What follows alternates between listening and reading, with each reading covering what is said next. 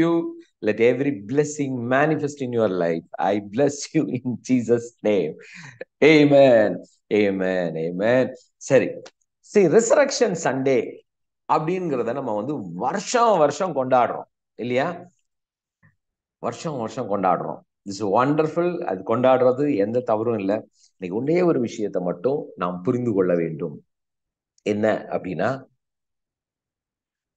இயேசு உயிர்த்தெழும் பொழுது அவருடைய உயிர்த்தெழுதல் ஒரு முழுமைத்துவத்தை கொடுத்திருக்கிறது.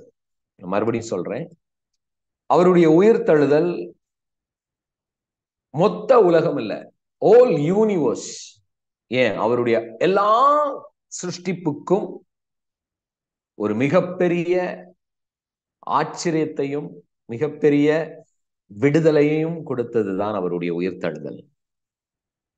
ஏதோ அவர் உயிர்த்தெழுந்தார், நான் இன்னும் இப்படி இருக்கேன் அப்படின்னு நீங்க நினைக்கலாம். பட் when he resurrected, மரணத்தை அவர் ஜெயித்து உயிர்த்தெழும் பொழுது, அந்த உயிர்த்தெழுதலுக்குள்ள நீங்க நாம் அத்தனை பேரும் அதற்குள் அவருக்குள் உயிர்த்தெழுந்திருக்கிறோம். அவருக்குள் நாம் உயிர்த்தெழுந்திருக்கிறோம். யாரெல்லாம் சொல்றீங்க? வாயில சொல்லுங்க. இதை பத்தி யோசிக்காதீங்க. உங்களுக்குள்ள இந்த வார்த்தைய உள்ள இருந்து இந்த ஒரு வார்த்தையை அறிக்கை பண்ணுங்க. நான் அவருக்குள் உயிர்த்தெழுந்திருக்கிறேன். மதம் என்ன சொல்லும்னா, நீ மரித்து நீ அவருக்குள்ள போகணும், இல்ல நீ மரிச்சு போயிட்டனா அவரு ஒரு நாள் உன்னை உயிர்த்தெழ வைப்பார். இயேசு கிறிஸ்து ஒரு நாள் வருவார். எல்லாமே ஃபியூச்சர் ஃபியூச்சர் ஃபியூச்சர்னு சொல்லும். ஆனா வேதத்தின் சத்தியம், நாம் அத்தனை பேரும் அவருக்குள் எழுப்பப்பட்டு இருக்கிறோம். எபேசியர் 2வது அதிகாரம், பைபிள் இருந்தா வசனம் எடுங்க பார்க்கலாம். Ephesians chapter 2. நான் ஸ்கிரீன்ல முடிஞ்சா ஷேர் பண்றேன். எனக்கு ஒரே ஒரு விஷயத்தை மட்டும் நம்ம வந்து கான்சென்ட்ரேட் பண்ணுவோம். ஓகே, எபிஷியன்ஸ் சாப்டர் 2 ஸ்கிரீன்ல நான் ஷேர் பண்றேன். ஓகே,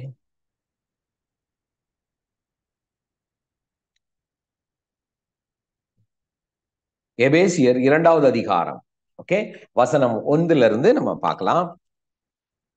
அக்கிரமங்களினாலும் பாவங்களினாலும் மரித்தவர்களாய் இருந்த உங்களை, நல்லா புரிஞ்சுக்கொள்ளுங்க, உங்களை உயிர்ப்பித்தார்.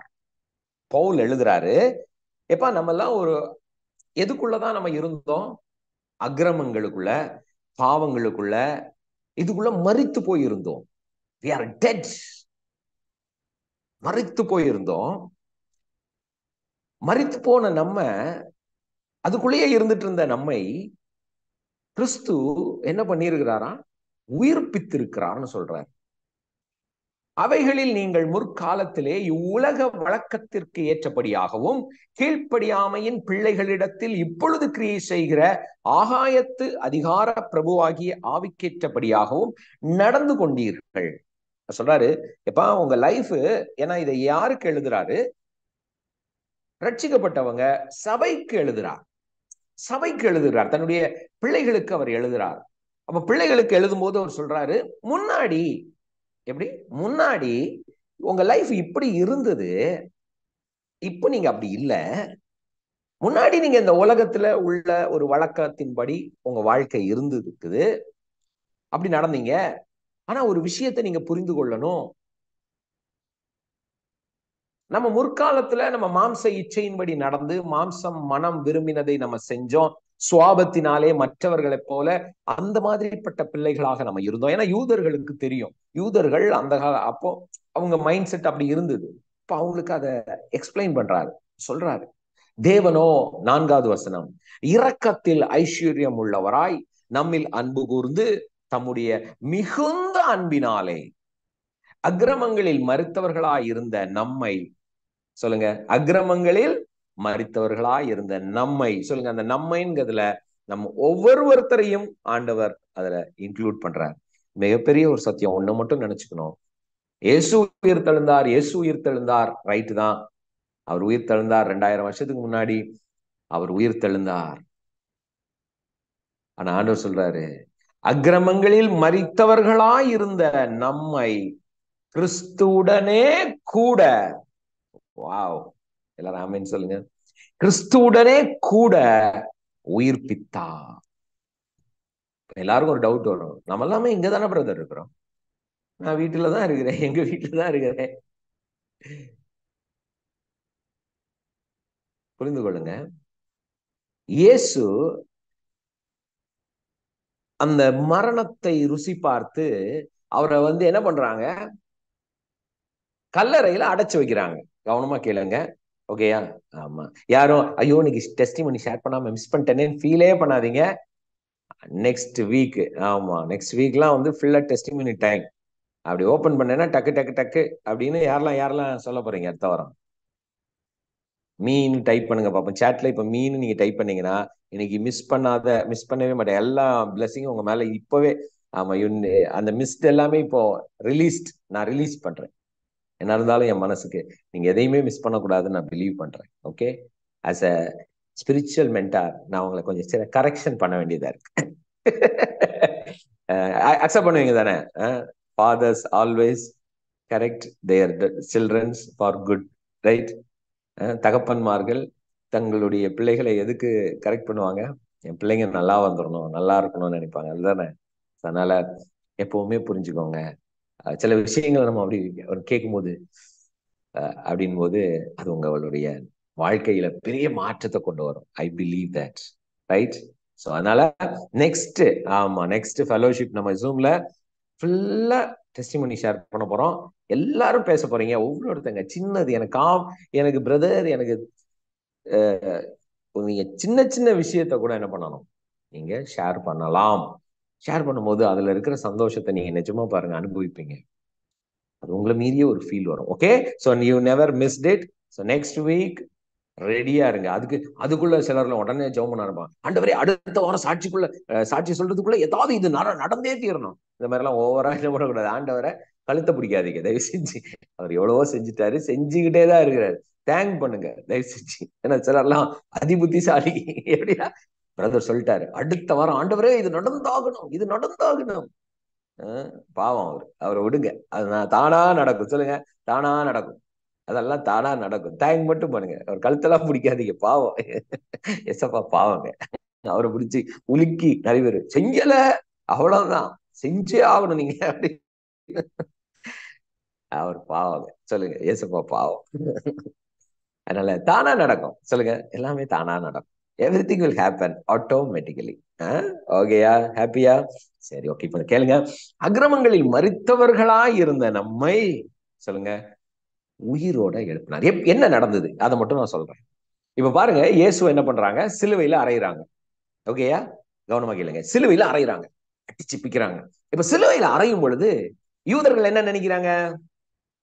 காலிப்பா, காலி, அவ்வளவுதான். இதுக்கு மேல இயேசுடைய சாப்டர் கிடையாது. ஏன்னா இயேசு வளர்ந்துட்டு வராரு, பயங்கரமா அவருடைய மினிஸ்ட்ரி வளருது, மிராக்கிள்ஸ் மேல மிராக்கிள்ஸ். அந்த காலத்துல பாருங்க, இயேசு எப்படி தன்னுடைய சீஷர்களோட இருந்தாரோ, ஒரு ஒரு எப்படின்னா ஒரு ஒரு குரு சிஷ்யன்மார்கள், யோகி அப்படின்னு சொல்றாங்க பாத்தீங்களா? இன்னைக்கெல்லாம் சில நம்ம ஊர்கள்லயே பார்க்கலாம்ல, நிறைய சில திடீர்னு சில பாபாக்கள் எல்லாம் எழும்புவாங்க. அந்த காலத்துல, யூதர்கள் காலத்துல ரபி அப்படின்னு சொல்லுவாங்க. ரபி, சொல்லுங்க, ரபி. ஒரு மாஸ்டர் இருப்பாரு, ஒரு ஒரு அவரை அவர் ஸ்பிரிச்சுவல் மாஸ்டர் அப்படின்னு சொல்லுவாங்க. அப்போ ஒரு ஸ்பிரிச்சுவல் மாஸ்டருக்கு சன்ஸ் இருப்பாங்க, டிசைபிள்ஸ் இருப்பாங்க. இயேசு வாழ்ந்த காலத்துல அந்த மாதிரி நிறைய ரபிக்கள் இருந்தாங்க. நிறைய பேர் பாத்தீங்கன்னா அவங்கவுங்க ஸ்பிரிச்சுவல் விஷயங்களை சொல்லுவாங்க, அவங்களுக்கு ஒரு சிஷ்ய கூட்டம் இருக்கும். அந்த மாதிரி இயேசுவும் தன்னுடைய சீஷர்களை வைத்துட்டு இருந்தார். அப்போ யூதர்கள் என்ன நினைப்பாங்க, இவரும் ஒன் ஆஃப் த ரபி, அதனாலதான் சொல்லுவாங்க ரபி அப்படின்பாங்க, மாஸ்டர் அப்படின்லாம் சொல்லுவாங்க. ஆனா இயேசுதான் உலக ரட்சகர், இயேசுதான் சகலத்தையும் உண்டாக்குனவர் அப்படிங்கிறத என்ன பண்ண மாட்டாங்க, தேவகுமாரன்கிறத யூதர்கள் அக்செப்ட் பண்ண மாட்டாங்க. சோ அந்த காலகட்டம். ஆனா என்னன்னா இயேசு கிறிஸ்துவனுடைய ஊழியம் வளருது, பயங்கரமா மினிஸ்ட்ரி க்ரோ ஆகுது. எந்த அளவுக்குன்னா ஆட்சியே அசைற மாதிரி ஒரு மினிஸ்ட்ரி ஸ்டார்ட் ஆகுது. எப்படி? ஆண்டு கொண்டிருந்தவர்களே, என்னப்பா இவர் யாரு இது, திடீர்னு என்னன்னா ஒரு 2 வருஷம் கூட ஆகல, 3 ஏன்னா இயேசு கிறிஸ்து தன்னுடைய 30வது வயதுலதான் ஊழியத்தை தொடங்குறாரு. அப்போ ஒரு 2-3 இயர்ஸ்ல யோசிச்சு பாருங்க, மலையில பிரசங்கம் பண்றாரு. அன்னைக்கு வந்து 3 நாள் ஜனங்க வந்து உட்கார்றாங்க. புருஷர்கள் மாத்திரமே 5000 பேர் சாப்பிடுறாங்கன்னா மொத்தம் எவ்வளவு இருக்கும் சொல்லுங்க பார்க்கலாம். ஒரு கால்குலேஷன் போடுங்க. ஆண்கள் மட்டும் 5000 பேர். பொதுவா நம்ம சர்ச் இந்த மீட்டிங்ல எல்லாம் பாருங்க, பெண்கள் கூட்டம் அதிகமா இருக்கும், அப்படிதானே? ஒரு 10% தான் ஆண்கள் இருப்பாங்க, பாத்திருக்கீங்களா? ஆண்கள் பெண்கள் அப்படின்னு. அதனாலதான் இது எழுதின ஒரு என்னன்னா, அந்த கால்குலேஷனை நீங்க இப்படி கால்குலேட் பண்ணிக்கோப்பா. ஆண்கள் மட்டும் 5000 பேர், 5000 பீப்புள். எப்போ? 2000 வருஷத்துக்கு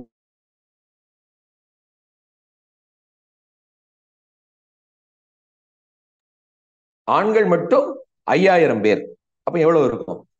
நான் ஒரு சின்ன ஒரு கால்குலேஷன்ல நான் என்ன யோசிப்பேன்னா, ஒரு கண்டிப்பா ஒரு 20-25,000 ஜனங்கள் இருப்பாங்க இல்லையா? யாரெல்லாம் ஓகே அப்படிங்கிறீங்க? ஒரு 25,000 பேர் இருக்கலாம். அப்ப இப்படிப்பட்ட ஒரு கூட்டம் சாதாரணமா வருது. இன்னைக்கு பாருங்க, நம்ம எவ்வளவு அட்வர்டைஸ்மெண்ட் பண்ணாலும் கூவி கூவி இன்னைக்கு இந்த நாளில மீட்டிங் நடக்கிறது, மீட்டிங் நடக்கிறது, மீட்டிங் நடக்கிறது, போஸ்டர் போடுறது. இன்னைக்குள்ள ஊழி இன்னைக்கு நம்ம அப்படித்தானே மினிஸ்ட்ரி பண்ண வேண்டியதா இருக்கு. எவ்வளவுதான் கூவி கூவி கூப்பிட்டாலும் ஜனங்க வரமாட்டேங்கிறாங்க, அப்படித்தானே? நம்ம மினிஸ்ட்ரியில ரொம்ப கூவுறது கிடையாது, 2 தடவை தான் கூவோம், சொல்லுவோம், அதுக்குள்ள ரெஜிஸ்ட்ரேஷன் எல்லாம் ஃபுல் ஆயிடுது, அவ்வளவுதான். மத்தபடி பாருங்க, நம்ம இன்னைக்கு வந்து போஸ்டர் அடிக்கிறோம், அது அடிக்கிறோம், இது அடிக்கிறோம், வாங்கப்பா வாங்கப்பா 4 போன் பண்ணி வாங்க. ஆனா இயேசு கிறிஸ்துவனுடைய ஊழியம் அப்படி கிடையவே கிடையாது. அவர் சொல்லுவாரு, தயவு செஞ்சு சொல்லாதீங்கன்னு. அப்பதான் போய் எல்லாரும் போய் சொல்லுவாங்க, இந்த மாதிரி இயேசு கிறிஸ்து சொன்னாரு சொல்லாதீங்கன்னு. ஆனா நான் அப்பதான் சொல்லுவாங்க. நீங்க போய் வாசிச்சு பாத்தீங்கன்னா நிறைய இடத்துல ஜீசஸ் சொல்லுவாரு, இதை யாரிடமும் சொல்லாதே அப்படின்னு. அவன் உடனே போய் சொல்லுவான், 10 பேர் போய் சொல்லுவான். அப்பவே அந்த அந்த இது இருந்திருக்கு பாருங்க. மனுஷன் அப்படிதான் இருந்திருக்கான். ஜீசஸ்க்கும் தெரியும், இவன்கிட்ட சொல்லாதான்னு சொன்னா இவன் அப்பதான் சொல்லவே செய்வான். இந்த மாதிரி இயேசு போகிற இடமெல்லாம் கூட்டம் கூட்டம் கூட்டமாக வராங்க. அப்போ என்ன நடக்குது? ஹோல் கண்ட்ரிக்குமே பயம் உண்டாயிடுச்சு. என்னடா இது? அப்போ சீசர்களுக்கே ஒரு பயங்கரமான ஒரு ஆசை. என்ன ஆசை சொல்லுங்க? சீசர்களுக்கு சரியான ஆசை வந்துடுச்சு. என்ன ஆசை? நம்ம ஆளு கூட்டம் கூடுது, மிராக்கிளா சாப்பாடு கொடுக்குறாரு பாருங்க, இயேசு சாப்பாடு கொடுக்குறாரு, அற்புதங்கள் நடக்குது. சரி, அப்போ நம்ம ஆளுதான் அடுத்த சீஃப் மினிஸ்டரு. எருசலேம்ல இவருதான் என்னது அடுத்த ராஜா, அப்படித்தானே? எல்லாருக்கும் ஒரே இது, நம்ம ராஜ்யத்தை கட்ட போறோம். ஏன்னா இயேசு வர சொல்றாரு, என்னுடைய ராஜ்யம் என்னுடைய ராஜ்யம் என்னுடைய ராஜ்யம்னு பிரசங்கம் பண்றாரு. என்னுடைய ராஜ்யம் என்னுடைய ராஜ்யம் என்று இயேசு பிரசங்கம் பண்ணும் போதெல்லாம் சீசர்களுக்கு ஒரே ஒரு எண்ணம், ஓகே நாட்டை பிடிச்சிருவாரு, அடுத்த எலெக்ஷன்ல நாம தான் சீஃப் மினிஸ்டர் அப்படின்னு. இப்போ நம்ம ஸ்டைல சொல்றேன், அங்க வந்து ராஜ்யம். இப்போ ரோமர்களுடைய ஆட்சியோ இந்த ஆட்சி என்ன பண்ணிடுவோம், மொத்தமா அடிச்சுட்டு இயேசு கிறிஸ்துவனுடைய ராஜ்யம் வரப்போகுதுங்கிறது நம்பிட்டு இருந்தாங்க. யூதர்களுக்கும் அது ஒரு பயமாக இருந்தது. அப்போ இருந்த யூதர்களும் சரி ரோமர்களுக்கும் பயங்கர ஒரு பயம், என்னடா இவரு நல்லா. அதனால இயேசு அழிக்கிறதுல அவங்களுக்கும் என்ன ஒரு ஒரு இன்ட்ரெஸ்ட், பரவாயில்லன்னு. ஆனா பிரீஸ்ட் இந்த யூதர்களுக்கு என்ன ஒண்ணுன்னா, இவன் வந்து தேவதூஷணம் சொல்றாரு, இவர் தான் தேவகுமாரன்னு சொல்றாரு, நான் தான் உலகத்தை ரட்சிக்க வந்தவர்லாம் சொல்றாரு. இதெல்லாம் நம்ம வந்து விட்டா அப்புறம் நம்மளுடைய பாரம்பரியம் என்ன ஆகிறது பாருங்க. மத ஆவி அந்த காலத்துல இருந்து இன்னைக்கு வரைக்கும் போராடுது, எதானாலும் அக்செப்ட் பண்ணாது. மெசியா வர காத்திருக்கிறோம்னு சொல்லிக்கிட்டு இருக்க அவர்கள் மெசியாவை பார்த்தும் நம்பல, மெசியாவை பார்த்தும் நம்ப முடியல. சோ இந்த மாதிரி ஒரு சூழ்நிலையில தான் என்ன ஆகுது, அவர் மரணத்தின் வழியாக போகிறார், பிடிச்சி சிலுவையில் அறையிறாங்க.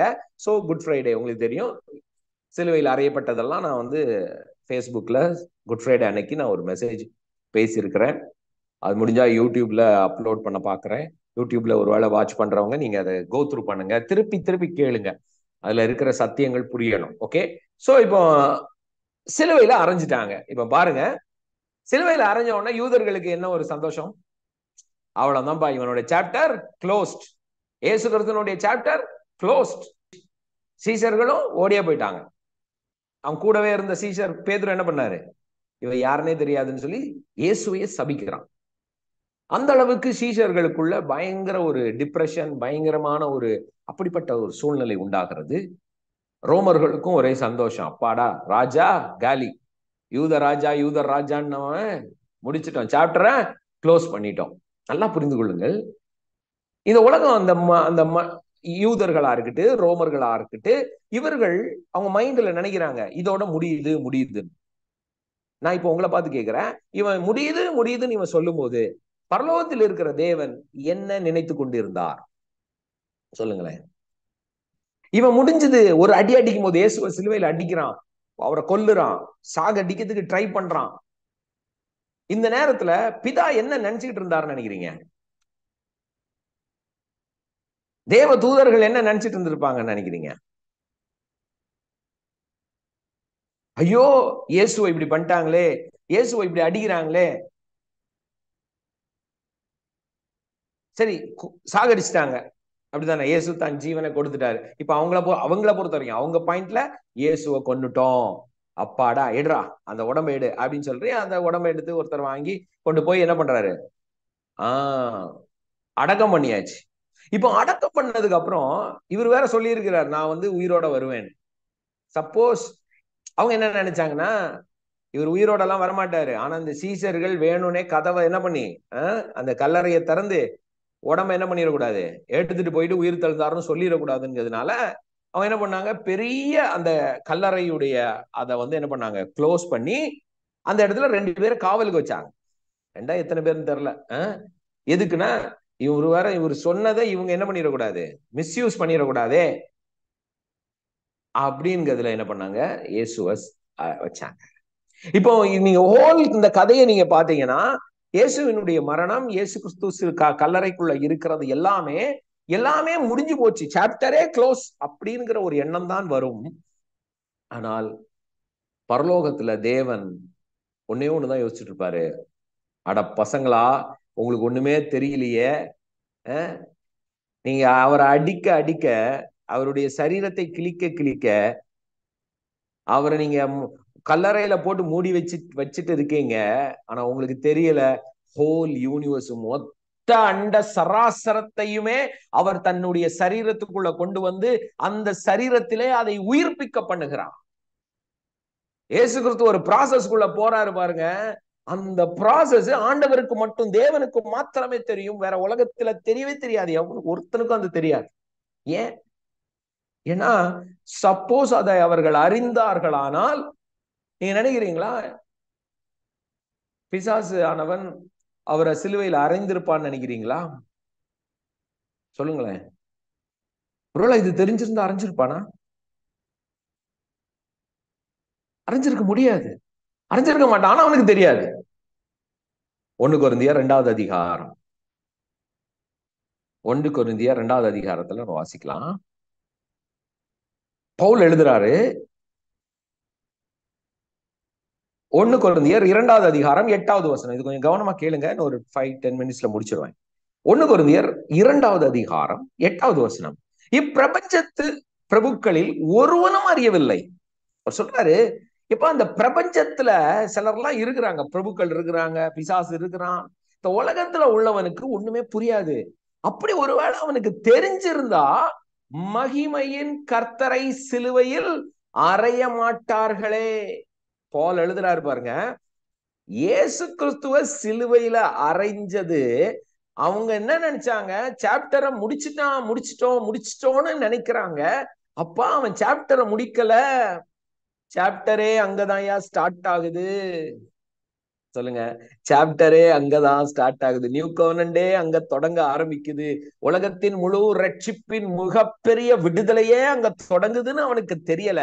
அவன் நினைச்சிட்டு அவன் முடிச்சுட்டேன். நான் சொல்றேன் தீர்க்க தரிசனமாய், இதை யாரெல்லாம் இப்ப கேட்டுட்டு இருக்கீங்களோ யூடியூப்ல, உங்க வாழ்க்கையில சில நேரம் நடக்கிறதெல்லாம் நீங்க உங்க வாழ்க்கை முடிஞ்சது பிசாசு நினைக்கலாம், சுத்தி இருக்க உங்க சொந்தங்கள் நினைக்கலாம், இல்ல யாராவது ஒருத்தங்க உங்களை பார்த்து ஏய் அவ்வளவுதான்டா நீ அப்படின்னு நினைக்கலாம். அவன் நினைக்க பரலோகம் என்ன தெரியுமா நினைக்கும்? உன் சாப்டரே இப்பதான் தொடங்கவே போகுது. பரலோகமே கை தட்டி உங்களை கொண்டாடி கொண்டு இருக்கிறது. பரலோகமே நம்மை கொண்டாடி கொண்டிருக்கு. நம்ம லைஃப்ல இதே காரியங்கள் தாங்க.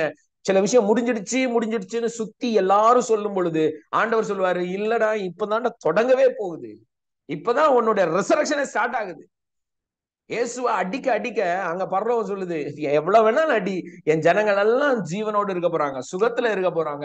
அத்தனை பேரும் பாவத்தில் விழுந்து போன அத்தனை கூட்டத்தையும் இவருக்குள் நான் உயிர்ப்பிக்கிறேன், இவருக்குள் நான் உயிர்ப்பிக்கிறேன். ஏன்னா இது மிகப்பெரிய ரகசியம் பாருங்க. ஏன்னா இது தெரிஞ்சா அவன் இதை விட்டுருக்கவே மாட்டான். இயேசுவா, உங்களை நாங்க சிலுவையிலே அறைய மாட்டோம், நீர் பாட்டுக்கும் உங்க கூட்டத்தை நடத்திக்கிட்டு போயிரோன்னு விட்டுருவான். ஏன்னா அங்கே அதோட முடிஞ்சிரும். உலகத்துக்கே மீட்பு அப்படிங்கிறதுக்கு அவன் விடவே மாட்டான். அதனாலதான் ஆண்டவர் எல்லாரும் கம்முன்னு இருக்கிறாரு. பரவாயில்ல, அமைதியா விட்டுரு, என்ன வேணாலும் மன்னிக்கோ, பரவாயில்ல. ஏன்னா நீ அடிக்கிற ஒவ்வொரு அடியும் அங்க வெற்றியின் வெற்றியின் வெற்றியின் சத்தம், வெற்றியின் சத்தம். கல்லறையில மூடி வைக்கிறாங்க, அப்ப கூட முடிவு பண்ணா முடிஞ்சு போச்சு அவ்வளவுதானு. அவரை போய் மூடி வைக்க முடியுமா? அங்கதான் அவரு அப்படி அடிச்சு நான் தான் யோசிக்கிறேன், அப்படி கற்பனை பண்ணி பாக்குறேன். அந்த கல்லறையை மூடி வச்ச அந்த பெரிய கல்லு, நம்ம வந்து இந்த சினிமால எல்லாம் பார்த்தா அது மெதுவா அப்படியே நகுந்து நகுந்து அப்படியே மெதுவா அப்படியே ஓப்பன். நான் நினைக்கிறேன் அது அப்படியே வெடிச்சு செதற அளவுக்கு அப்படி ஆண்டவர் தூக்கி போட்டிருப்பாரு. தேவதூதன் வந்து, யாரா இதை வச்சிருக்காரு, ஒரு காலை வச்சு ஒரு தட்டு, யார நீ அடைச்சு வச்சிருக்க அப்படின்னு ஒண்ணு டமால் பறந்துருக்கும். யோசிச்சு பாருங்க, அவரை போய் அடைச்சு வைக்க முடியுமா? வானத்தையும் பூமியும் எல்லாத்தையும் கண்ட்ரோல் உள்ளவரை கொண்டு உள்ள அடைச்சு வைக்கிறாங்க. அவர் அப்படியே அப்படியே இந்த சினிமால கூட ஹீரோஸ் எல்லாம் சும்மா இப்படிதான் வராங்க. நம்ம ஆளு வேற லெவல்ல வந்திருப்பாரு. யாரெல்லாம் பிலீவ் பண்றீங்க? Jesus is the real hero அப்படின்னு யாரெல்லாம் நம்புறீங்க? இயேசுதாங்க கதாநாயகன். எவ்வளவு பெரிய, நீங்க அதெல்லாம் அப்படி கற்பனை பண்ணி பாத்தீங்கன்னா வேற லெவல்ல இருக்கும் ரிசரக்ஷன்லாம். அடே பயந்து போய் சீசர்களே ஒளிஞ்சு போயிருக்கிறாங்க. செத்து விட்டாருப்பா, அவ்வளவுதான், முடிஞ்சு போச்சு, கதையே முடிஞ்சு போச்சு. நம்ம வாழ்க்கை, பேதுருலாம் பாருங்க, ஒழுங்கா சாப்பாடெல்லாம் கிடைச்சிட்டு இருந்தது 2 வருஷம், இவரை நம்பி வேற நான் வந்தேன், பிசினஸ் எல்லாம் விட்டுட்டு வந்தேன். பேதுருக்கு என்ன தாட் இருக்கும்? பிசினஸ் எல்லாம் சூப்பரா மீன் பிடிச்சுக்கிட்டு இருந்தேன், மீன் பிடிப்பெல்லாம் விட்டுட்டு இவரு பின்னாடி வந்தா கடைசியில இவரு செத்து உள்ள போய் உட்கார்ந்து இருக்கிறாரே, இப்படி பண்ணிட்டாரேன்னு இவன் புலம்பிட்டு இருக்கிறான். பயந்து போய் உட்கார்ந்துருக்கான். இவங்களுக்கு என்ன பயம்னா, நம்ம தலைவரே போயிட்டாரு, நம்மள என்ன பண்ணுவானுங்களோன்னு சொல்லி பயந்து உள்ள ஒளிஞ்சு உட்கார்ந்துருக்காங்க ரூம்ல. ஆனா அங்க தெரியல, நம்ம தலைவர் வேற லெவலு, அவர் பெரியவரியா, அவரை அடக்கவே முடியாது, மரணத்தால் அவரை ஜெயிக்கவே முடியாது. அடிச்சுட்டு அப்படியே வெளியே வராரு பாருங்க, முடிஞ்சுது. எப்படி இருக்கும்? கம்பீரமா வராரு வெளியே. இதுக்கப்புறம் ஒருத்தனும் தொடக்கூட முடியாது. பாருங்க, அவர் ஏதோ ஒரு நாட்டுல ராஜாவா இருக்க விரும்பல. வானத்தையும் பூமியும் எல்லாத்தையும் படைச்சதே நான் தான்.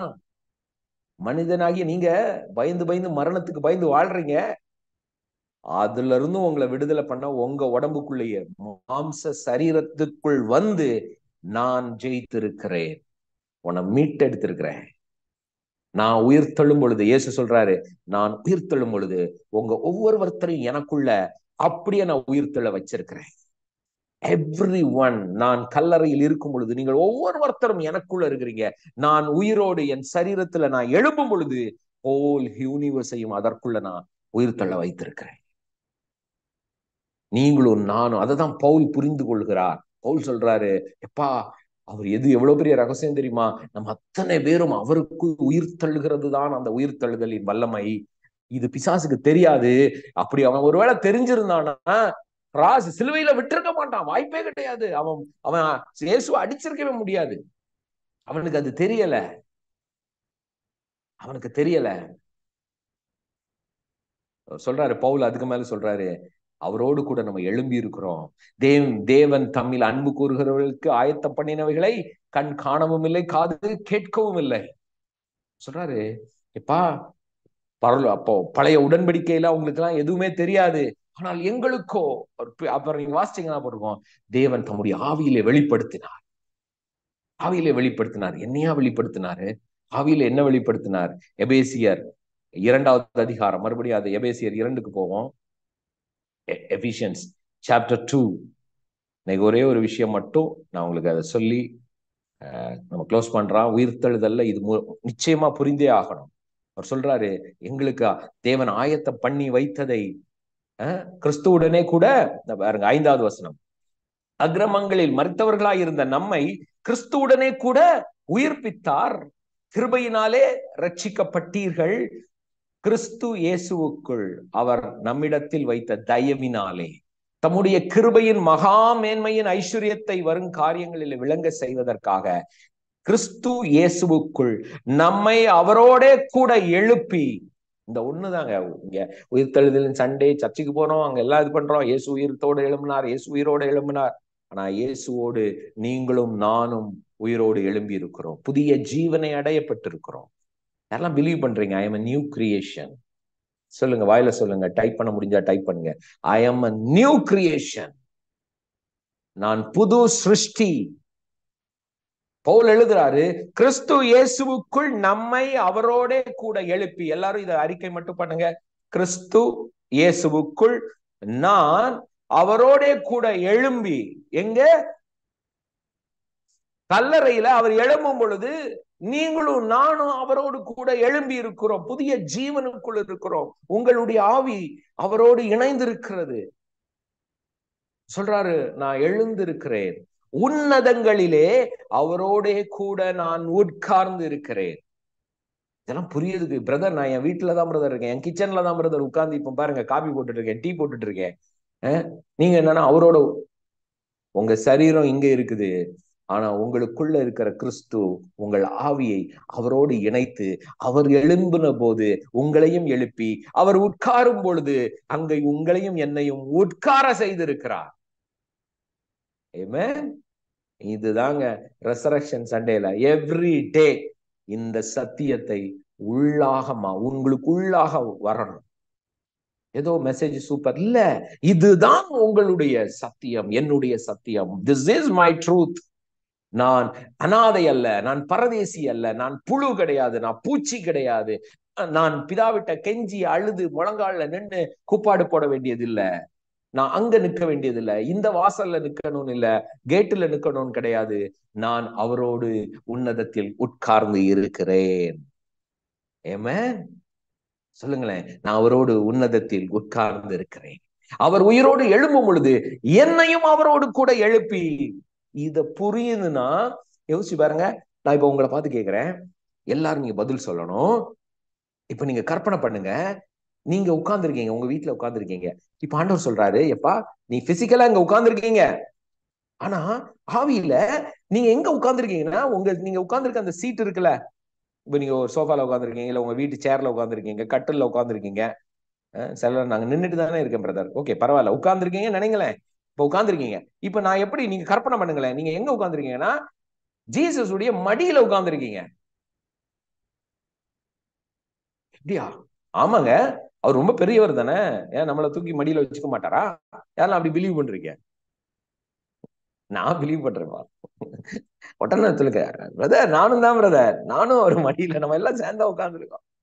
யாரெல்லாம் பிலீவ் பண்றீங்க? சொல்லுங்களேன். ஆமாங்க, சொல்லுங்க. நான் மடியில உட்கார்ந்துருக்கேன். கற்பனையே பண்ண முடியலையா? எல்லாம் ஆமேன்னு சொல்றீங்க. Yes yes. சரி, இப்ப யோசிங்களேன், நீங்க கற்பனை பண்ணுங்க, நீங்க அவர் மடியில அப்படி உட்கார்ந்துருக்கீங்க. சரி, இப்ப நான் உங்களை பார்த்து கேட்கிறேன், அவர் மடியில உட்கார்ந்து இருக்கிறீங்கல்ல, அவர் இருக்கிற இடத்துல வியாதி இருக்க முடியுமா? சொல்லுங்க. அவர் உட்கார்ந்து இருக்க சீட்ல நீங்க உட்கார்ந்து இருக்கீங்க. இப்ப அவர் இருக்கிற இடத்துல சிக்னஸ் இருக்க முடியுமா?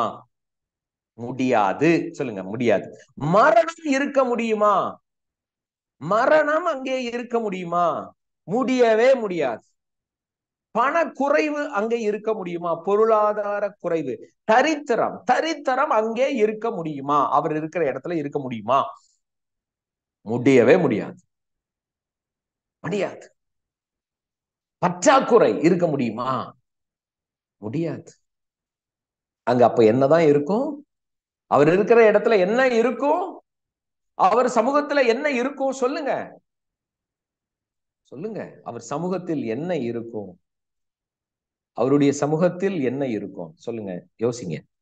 அவர் இருக்கிற இடத்துல என்னங்க இருக்கும்? என்ன இருக்கும் பிரதர்? நீங்க சொல்லுங்க பிரதர். அப்படி இருக்கீங்களா? அவரு அப்போ வியாதி இருக்க முடியாது, பிரச்சனை இருக்க முடியாது, தரித்திரம் இருக்க முடியாது, சாபம் இருக்க முடியாது. அப்ப அவரு இருக்கிற இடத்துல என்னதான் இருக்கும்? நாம அங்கதான் இருக்கிறோம்னு விசுவாசிக்கிறோம். ஆமா பிரதர், நான் நம்புறேன், வசனம் வேற சொல்லுது, அவரோட கூட நான் எழும்பி இருக்கிறேன், அவரோடு கூட நான் உட்கார்ந்து இருக்கிறேன். எஸ், நம்ம அவரோடு கூட உட்கார்ந்து இருக்கிறோம். அப்ப அவரோடு கூட உட்கார்ந்து இருக்கிறோம். அவர் இருக்கிற இடத்துல அப்போ பரிபூர்ணம் இருக்குது. அது எப்படி அந்த பரிபூர்ணம் இருக்குன்னா, அங்க அந்த பரிபூர்ணத்தினுடைய அடையாளம் என்ன? சரி பார்க்கலாமா? சங்கீதம் 16,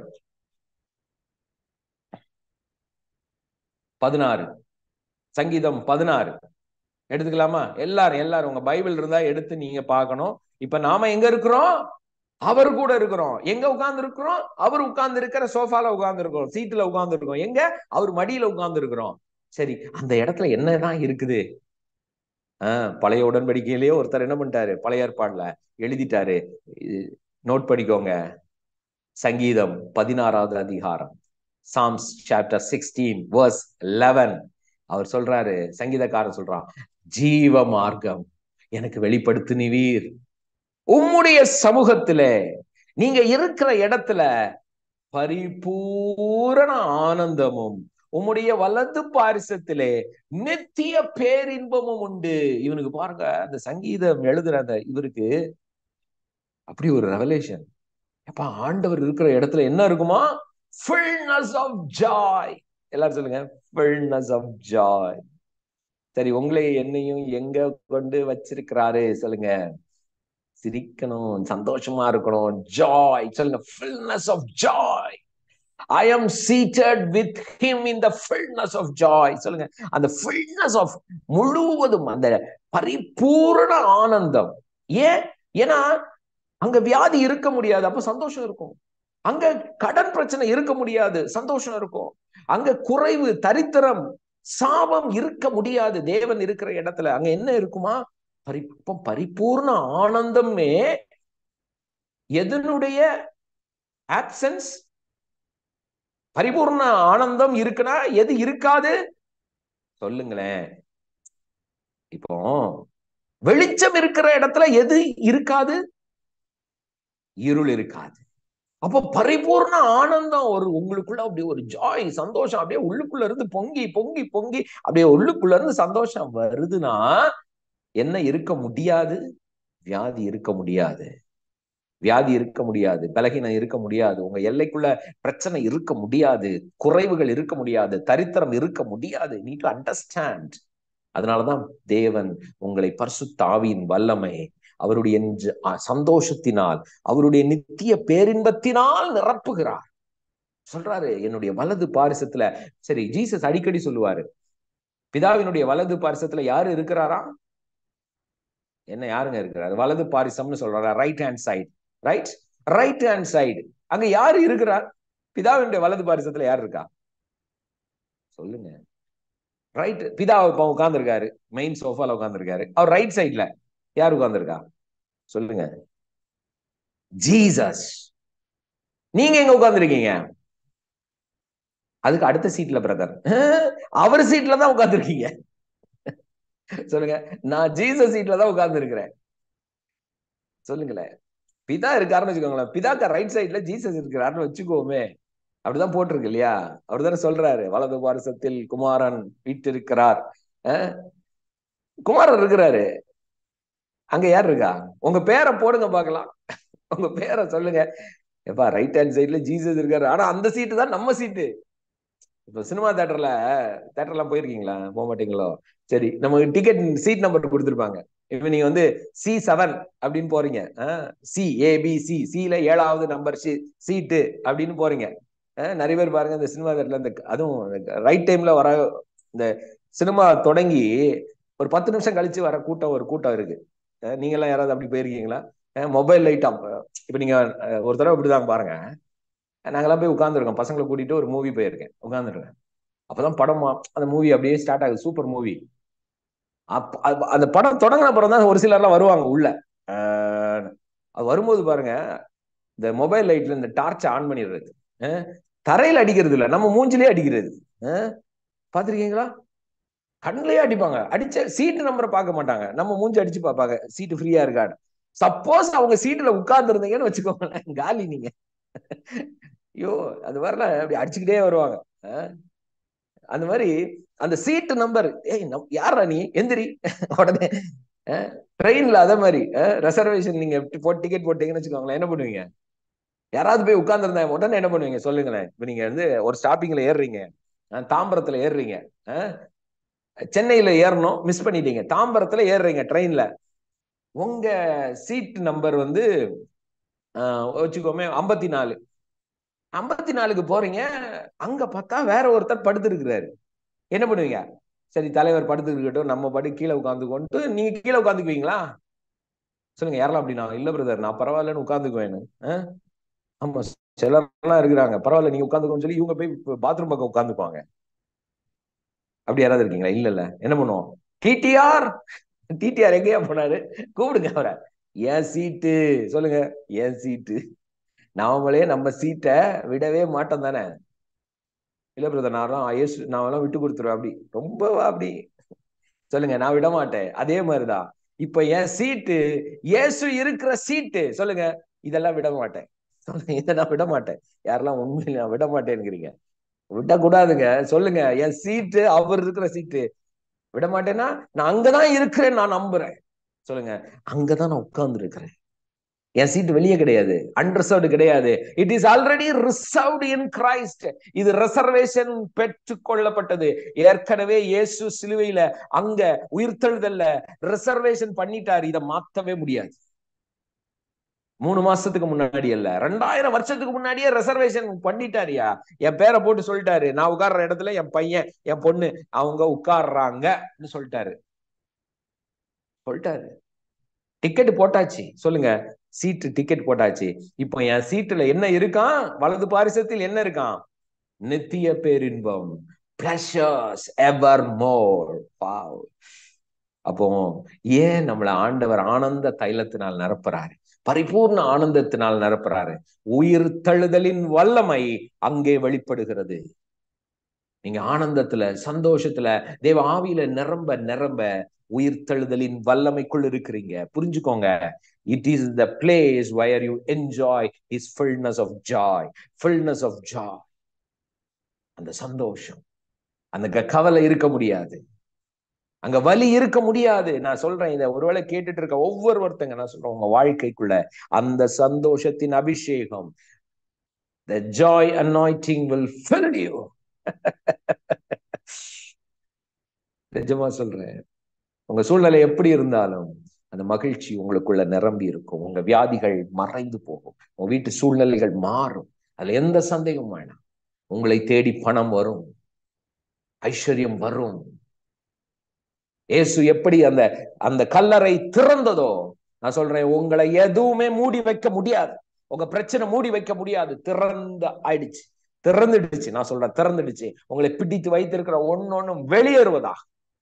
இயேசுவை எப்படி அங்கே ஒண்ணுமே, ஒரு மரணமால் அவரை பிடித்து வைக்க முடியல, அடிச்சு உடைச்சிட்டு அவர் உயிர் தெழுந்து உங்களை என்னையும் அப்படியே தூக்கி உள்ள வச்சிருக்கிறாரு. எப்படிங்க உங்க பிரச்சனை உங்களை மேற்கொள்ளும்? எப்படிங்க உங்க கடன் பிரச்சனை உங்களை அழிக்க பார்க்கும்? சொல்லுங்க, எந்த பிரச்சனையும் என்ன ஒண்ணும் செய்ய முடியாது, என் வீட்டை ஒண்ணும் செய்ய முடியாது, என் பிள்ளைங்களை ஒண்ணும் செய்ய முடியாது. ஏனால் இயேசு உயிர் தெழும் பொழுது நானும் அவரோடு உயிர் தெழுந்து இருக்கிறேன், நானும் அவரோடு உட்கார்ந்து இருக்கிறேன். இது ஏன் பரிசுத்தத்தினால இல்ல, ஏன் செயல்னால அல்ல, இது இயேசுவின் செயலினால், இயேசு கிறிஸ்துவுக்குள் இருக்கிற அவருடைய வல்லமையினால். அந்த உயிர் தெழுதலின் வல்லமை என்னை இந்த கடன் பிரச்சனையிலிருந்து வெளியே கொண்டு வருகிறது, என்னையும் என் குடும்பத்தையும் பிள்ளைகளையும் வியாதியில் இருந்து வெளியே கொண்டு வருகிறது. ஆமென். இதுதாங்க உயிர்த்தெழுதலின் வல்லமை, இதுதான் உயிர்த்தெழுதலின் செய்தி. உங்களையும் என்னையும் மரணத்தால் மேற்கொள்ள முடியாது, வியாதியால் மேற்கொள்ள முடியாது, கடன் பிரச்சனையால் மேற்கொள்ள முடியாது, தரித்திரத்தால் மேற்கொள்ள முடியாது, சாபத்தால் மேற்கொள்ள முடியாது. ஏன்னா நீங்களும் நானும் அவருக்குள் உயிர் தெழுந்திருக்கிறோம், அவரோடு உட்கார்ந்து இருக்கிறோம். நம் இருக்கிற இடத்துல பரிபூர்ண ஆனந்தமும் நித்திய பேரின்பமும் இருக்கிறது. Amen. Amen. I feel an anointing. அது சொல்லும் பொழுதே அநேகர் ஆண்டவர் உள்ளுக்குள்ள உங்களை சந்தோஷத்தினால் நிரப்புகிறார். உங்களை மீறி ஒரு ஆனந்த தைலம் உங்கள் தலையின் மேல் இறங்கி கொண்டிருக்கிறது. உங்களை மீறி ஒரு சந்தோஷம், ஒரு விடுதலை, உங்களை மீறி ஒரு இளைப்பாறுதல். எல்லாம் முடிந்தது. என் தேவன் என் குடும்பத்தை, என் பிள்ளைங்களை எல்லார் மேலும் அதே கிருபையை ஊற்றி இருக்கிறார். நான் அவருக்குள் பரிபூர்ணமா இருக்கிறேன். அதுதான் பரிபூரண ஆனந்தம். ஆமென். நீங்க எதையும் இழக்க மாட்டீங்க, எதையும் மிஸ் பண்ண மாட்டீங்க. ஏன்னா எல்லாமே உங்களுக்குள்ள இருக்கு. எல்லாமே எனக்குள்ள இருக்கு. சொல்லுங்க, எனக்குள்ள இருக்கு, எனக்குள்ள இருக்கு. ஆமென். Thank you father. அப்பா, உங்களுடைய கரத்துல எல்லாரையும் ஒப்பு கொடுக்கிறேன் ஆண்டவரே. என் தேவன் எவ்வளவு நல்லவங்கப்பா, நீங்க எவ்வளவு நல்ல தேவன். எங்களுக்குள்ள இருக்கிறீங்கப்பா, எங்களுக்குள்ள நிலைத்து இருக்கிறீங்க. உங்களுடைய பிரசனத்துக்காக நன்றி. எங்களை உயிர்த்தெழுது வச்சிருக்கிறீங்கப்பா.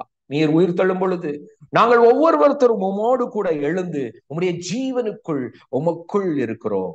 இந்த பூமியிலே ஒருவேளை நாங்க இருந்தா கூட எங்கள் ஆவி உமோடு இணைந்திருக்கிறது. நீங்க இருக்கிற அதே இடத்துல நாங்க உட்கார்ந்து இருக்கிறோம். எங்களை சுற்றிலுமாய் பேரின்பம், சந்தோஷம், மகிழ்ச்சி, நித்திய ஆனந்தம். எஸ் ஃபாதர், நித்திய பேரின்பம் எங்களுக்குள்ள இருக்கிறது. நாங்கள் ஏற்றுக்கொள்ளுகிறோம், இதை விசுவாசிக்கிறோம். இயேசுவை உயிரோடு எழுப்பின அதே வல்லமை, உயிர்த்தெழுதலின் வல்லமை சாவுக்கு ஏதுவான எங்கள் சரீரங்களையும் உயிர்ப்பிக்கிறது. மரணத்துக்கு வல்லமை கிடையாது. மரணத்தை ஜெயித்தவர் எங்களுக்குள்ள இருக்கிறீங்க. நான் ஒவ்வொருத்தருக்கும் சுகத்தை பேசுறேன். ஒவ்வொருத்தருக்கும் தேவனுடைய வல்லமை வெளிப்படட்டும். கடன் பிரச்சனை தீருவதாக ஆண்டவரே. பண பிரச்சனை தீரட்டும். தரித்திரம் மாறுவதாக. அவங்க சூழ்நிலைகள்ல ஒரு விடுதலை உண்டாகட்டும். அற்புதங்கள் நடக்கட்டும். வெற்றியின் மேல் வெற்றி உண்டாவதாக. வேலை இல்லாதவர்கள் வேலை கிடப்பதாக. குழந்தை இல்லாதவர்கள் குழந்தை உண்டாகட்டும்பா. Let them conceive. திருமணம் ஆகாத பிள்ளைகளுக்கு திருமணம் நடக்கட்டும். அற்புதங்கள் நடப்பதாக. உயிர்த்தெழுதலின் வல்லமை ஒவ்வொரு குடும்பத்துக்குள்ளும் செயல்படுவதாக ஆண்டவரே. உடைய வல்லமையினால் தரிப்பிக்கப்படுவார்களா. அவங்க மன விருப்பங்கள் நிறைவேறட்டும். அவங்க பிள்ளைங்க, குடும்பம், ஒவ்வொருத்தரும், பேர பிள்ளைங்கள்ல இருந்து ஒவ்வொருவரும், அவங்க பிசினஸ் ஆசீர்வதிக்கப்படட்டும். உயிர்த்தெழுத வல்லமை. நான் சொல்றேன், உங்க பிசினஸ உயிர்த்தெழ வைக்கிறது. நான் சொல்றேன், இழந்ததெல்லாம் பல மடங்கு பெற்றுக் கொள்வீர்கள். உங்க வேலையில உயர்வு, உயிர்த்தெழுதலின் வல்லமை உயர்வை கொண்டு வருகிறது. இயேசுவின் நாமத்தினால அந்த அபிஷேகத்துல இருந்து, இந்த வல்லமையிலிருந்து நான் உங்க வாழ்க்கைக்கு கட்டளை கொடுக்கிறேன். கட்டளை கூட. I command the blessing to manifest in your life. ஆசீர்வாதங்கள் வெளிப்படுவதாக. நீங்க ஆசீர்வாதத்தை சுமந்தது மட்டுமல்ல, நீங்களே ஆசீர்வாதம். சொல்லுங்க, I am the blessing. I am the blessing. நான் தான் ஆசீர்வாதம். ஏன்னா உயிர்த்தெழுதலின் தேவ ஆவியானவர், உயிர்த்தெழுதலின் தேவன் எனக்குள்ள இருக்கிறார். அவருக்குள் நான் இருக்கிறேன். எசப்பா, ஒவ்வொருத்தரையும் நான் பிளஸ் பண்றேன். Let them enjoy this day. இது ஏதோ இன்னைக்கு உயிர்த்தெழுத நாள்னு இல்ல, ஒவ்வொரு நாளும் இதே வல்லமை, இதே பிரசனம், இதே அபிஷேகம் பெருகிக்கொண்டே இருக்கட்டும், பெருகிக்கொண்டே இருக்கட்டும். Run, let them flow in your mighty power and blessing. கரத்துல ஒப்பு கொடுக்கிறப்பா. இதை கேட்டுக்கொண்டு இருக்கிற யூடியூப்ல ஒருவேளை கேட்டுக்கொண்டு இருக்கலாம். அவங்க வாழ்க்கையில இதே சந்தோஷமும் பேரின்பமும் பெருகட்டும். சந்தோஷம் பெருகட்டும். இயேசுவின் நாமத்தில் ஜெபிக்கிறோம் பிதாவே. எல்லாரும் சொல்லலாமா? Amen, amen. Thank you, thank you. Bless you. Have a wonderful day. Enjoy பண்ணுங்க ஃப்ரெண்ட்ஸோட, உங்க ஃபேமிலியோட இந்த டேயை ஸ்பெண்ட் பண்ணுங்க. நல்லா சாப்பிடுங்க. ஆமா, நீங்க எல்லாம் நான்வெஜ்ஜா, வெஜ்ஜா, நான்வெஜ்ஜா? நான்வெஜ் எல்லாம் சொல்லாதீங்க பிரதர். என்ஜாய் பண்ணுங்க, ஹாப்பியா இருங்க. இந்த மாதிரி குட் நியூஸ் சொல்லுங்க, this is a good news. Amen. அநேகருக்கு, எல்லாருக்கும் இந்த சந்தோஷம், உங்களுக்குள்ள இருக்கிற அந்த விடுதலை உங்களை சுத்தி இருக்கவங்களுக்கு தானா போகும். Don't worry. உங்க வீடு ஃபுல்லா நிரம்பும். நீ போகிற விடமெல்லாம் அந்த சந்தோஷத்தை சுமந்து செல்வீர்கள். அவங்க ஒவ்வொருத்தரையும் நான் பிளஸ் பண்றேன். ஓகே, ஸோ நெக்ஸ்ட் வீக் நம்ம வந்து சாட்டர்டே மென்டார்ஷிப் மீட் இருக்கும் ஜூம்ல. ஓகேயா? நான் டைம் எல்லாமே நான் வாட்ஸ்அப் குரூப்ல அப்டேட் பண்ணுவேன். ஓகே, அதே மாதிரி சண்டே சர்வீஸ் நம்ம ஜூம்ல நம்ம கொண்டு போகலாம். ஏன்னா நீங்க பார்ட்டிசிபேட் பண்ணணுங்கிறதுனாலதான் ஜூம்ல நம்ம பண்றோம். இல்லைன்னா நம்ம லைவ் யூடியூப்ல பண்ணலாம். ஓகே, சோ நெக்ஸ்ட் வீக் என்ன வீக் சொல்லுங்க? என்ன வீக் சொல்லுங்க? என்ன வீக்? Testimony week. ஓகே, சாட்சியின் வாரம். இந்த வாரம் அந்த மாதிரி சாட்சியின் வாரம் வரி அடுத்த வாரம் நீங்க ஒண்ணும் இல்லைங்க, நீங்க பேசணும், அவ்வளவுதான். நீங்க வந்து எல்லாருமே நீங்க வந்து ஷேர் பண்ணணும்ங்கிறதான். அதை வந்து நம்ம உடனே போட்டு அட்வர்டைஸ் பண்றதுக்காக இல்ல, அது நம் தேவனை மகிமைப்படுத்துவதற்காக. சோ அடுத்த வாரம் நான் உங்களை ஜூம்ல மீட் பண்ணுவேன். நாளைக்கு எதுல? ஃபேஸ்புக் மார்னிங் 5:30, ஓகே, ஈவினிங் 6:30க்கு ஜூம்ல ப்ரேயர் இருக்கும். எல்லா அப்டேட்டும் நம்ம குரூப்ல அப்டேட் பண்ணுவோம். Okay, so have a wonderful day. சொல்லுங்க, சூப்பர் டே இன்னைக்கு. பிளஸ்ட் டே சொல்லுங்க. ஆமென். என்ஜாய் பண்ணுங்க, சாப்பிடுங்க. Thank you all. See you soon. Bye.